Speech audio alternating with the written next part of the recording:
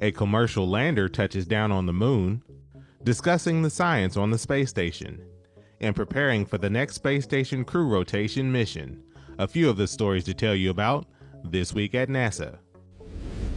On February 22nd, Intuitive Machines' Odysseus lunar lander touched down near the south pole of the moon, marking the first lunar landing as part of NASA's CLIPS initiative and Artemis campaign.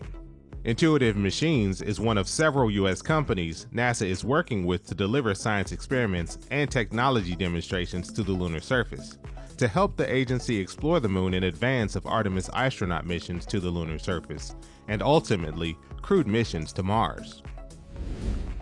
During an Earth-to-Space call on February 21st, NASA leadership talked to the crew aboard the International Space Station about scientific research and technology demonstrations taking place on the orbiting laboratory. This included research that could improve our understanding of what leads to age-related bone loss in humans, and a small robot that can be remotely controlled from Earth to perform surgical procedures in space. Learn more about science on the space station at nasa.gov/station.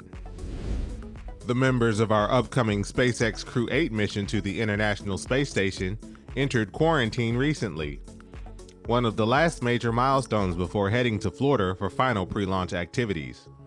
The crew, including NASA astronauts Matthew Dominic, Michael Barrett, and Jeanette Epps, will perform research, technology demonstrations, and maintenance during their stay aboard the space station. Launch is currently targeted for no earlier than March 1st from our Kennedy Space Center. All the major structures that will form the core stage of the Space Launch System, or SLS rocket for our Artemis 3 mission, are structurally complete. Technicians at our Michoud assembly facility recently finished welding the 51-foot liquid oxygen tank structure.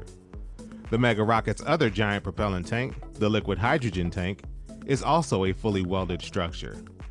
Both tanks will be a part of the rocket used for the first of the Artemis missions, planning to land astronauts on the moon's surface near the lunar South Pole. That's what's up this week at NASA. For more about what else we're up to, check out nasa.gov.